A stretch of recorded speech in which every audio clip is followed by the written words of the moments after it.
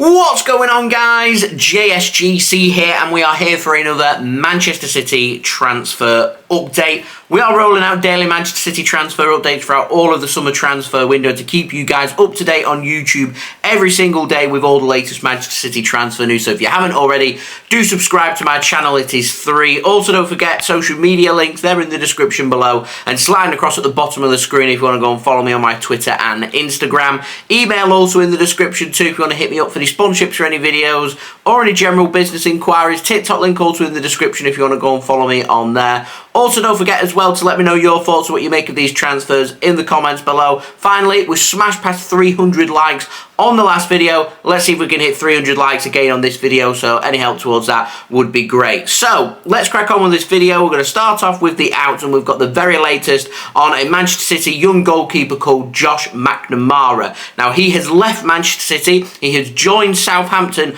on a permanent transfer. 19 years old, no fee has been mentioned, so I don't know what has been paid for Josh McNamara, but wishing Josh the very best of luck on his move to the South Coast, and hope he has a very successful footballing career as well. And speaking of Manchester City youngsters and leaving Manchester City, takes us on to Morgan Rogers, and Fabrizio Romano says that Morgan Rogers, he's set to leave Manchester City as well on a permanent transfer, not a loan transfer, no mention of price, and it is believed that Middlesbrough is where Morgan Rogers is going to end up. He's already got a little bit of experience under his belt in the Championship, so another young player leaving Manchester City to head into the Championship. And it doesn't stop there. Moves us on to Shea Charles, and this is a great shame, but Man City have got a really good price and done some really good bits of negotiations here. So another player that's going to be leaving Manchester City to head to the Championship, back to Southampton,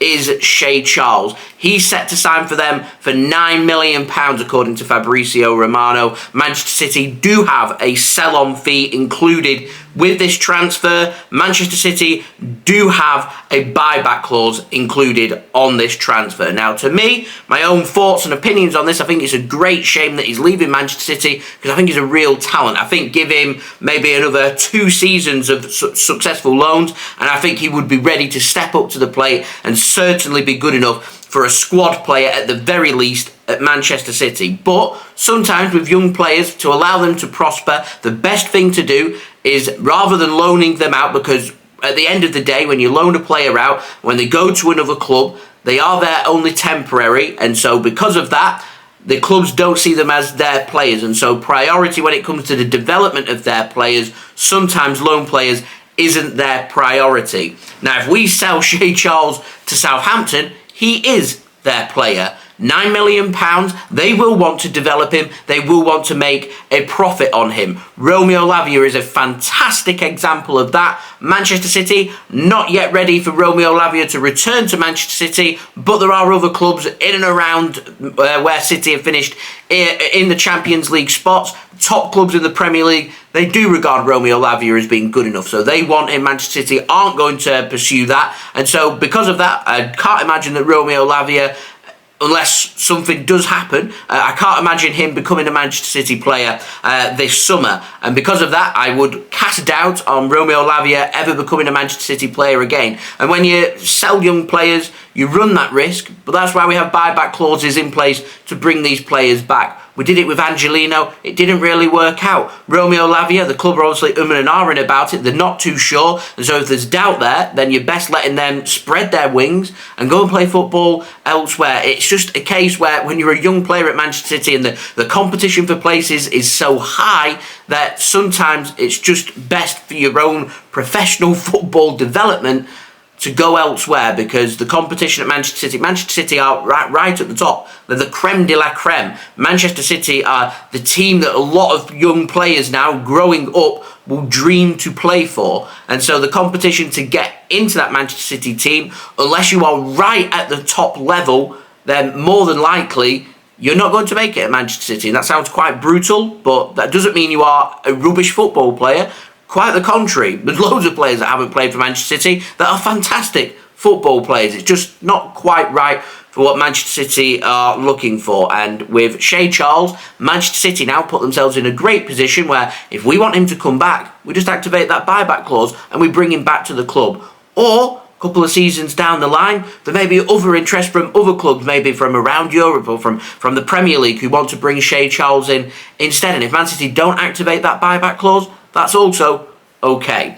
Anyway, moving on to another young player, and this is really interesting. I want to keep an eye on this one. Couto had no updates on that, but very interesting. He's got a really good attitude. He's back in pre-season training. He's back at the City Football Academy. He's working hard, getting himself in shape, getting himself back fit as he prepares to spend pre-season with Manchester City. And that gives Manchester City potentially a full-back option. That's very interesting. I like the attitude. That's the kind of dedication that I would be looking for from young players who want to make it at Manchester City. Now, more than likely, Couto will be loaned out by City, but surely that's not going unnoticed at the club. They'll be making a note of that. His attitude is absolutely spot on. He plays pre-season and does well and shows that he's versatile and can play elsewhere in that squad. Couto could well be an option for Manchester City, and I think that is something maybe just to keep an eye on. Anyway, moving on to the final out of this video, takes us on to an update on Bernardo Silva. Now, Rob Dawson says that whilst PSG and Barcelona, they remain keen on Bernardo Silva, it's Al-Hilal over in Saudi Arabia that are pushing hardest to try and sign Bernardo Silva this summer. Now, they keep dropping that wage. It originally started with Bernardo Silva earning over £1 million per week. That dropped down to £800,000 per week last week in my update, and it's been reported by ESPN that that's now dropped down to £500,000 a week, which is still more than what Manchester City have offered Bernardo Silva. That is still a heck of a lot of money. And remember that with bonuses, clauses included, there isn't as much tax in Saudi Arabia, so Bernardo Silva gets more for his money there. So that'll be the temptation. Bernardo Silva's representatives, they have met last week with Al-Hilal. There is no agreement in place. Bernardo Silva wants to stay in Europe, but he's keeping all of his options open.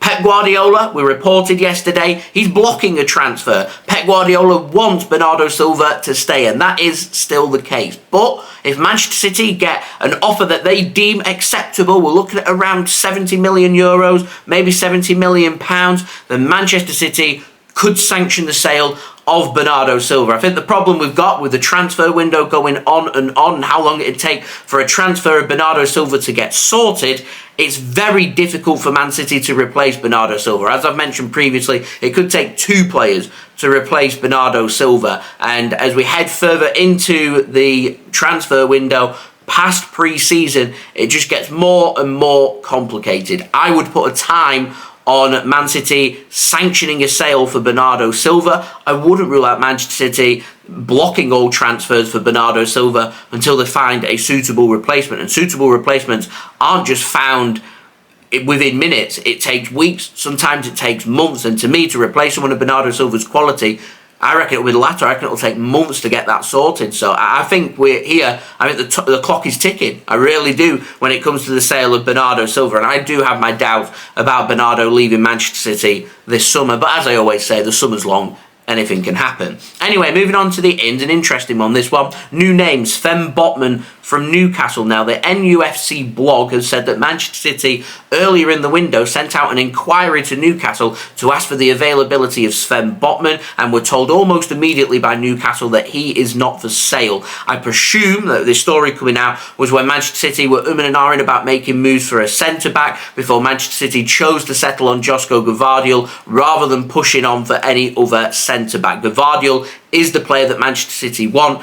An inquiry was sent out earlier in the window about Botman. It's a no-go, so Manchester City, choosing rather than to have their options there, have identified the player that they want, and Josko Gvardiol is that player. And speaking of Gvardiol, of course, we've got an update on him. We won't be able to end a transfer update here on the JSGC channel, and confirmed by you guys as well. It's an official saga. We love a saga. We have one every single summer. Josko Gvardiol, it's been going on for weeks. It's official. It's a saga. Now, Graham Bailey says that the delay in Gvardiol joining Manchester City is it's all about the structure of the deal. That's why a fee hasn't yet been agreed. It still needs to be ironed out. It caused a week's delay for Declan Rice to get that deal agreed for him to join Arsenal from West Ham. And I think this is even more complicated than that deal. So this is going to take some ironing out. The expectation, though, the word is Manchester City still expect a deal to be found, and Manchester City still expect Josko Gvardiol to become a Manchester City player before we head out on our pre-season tour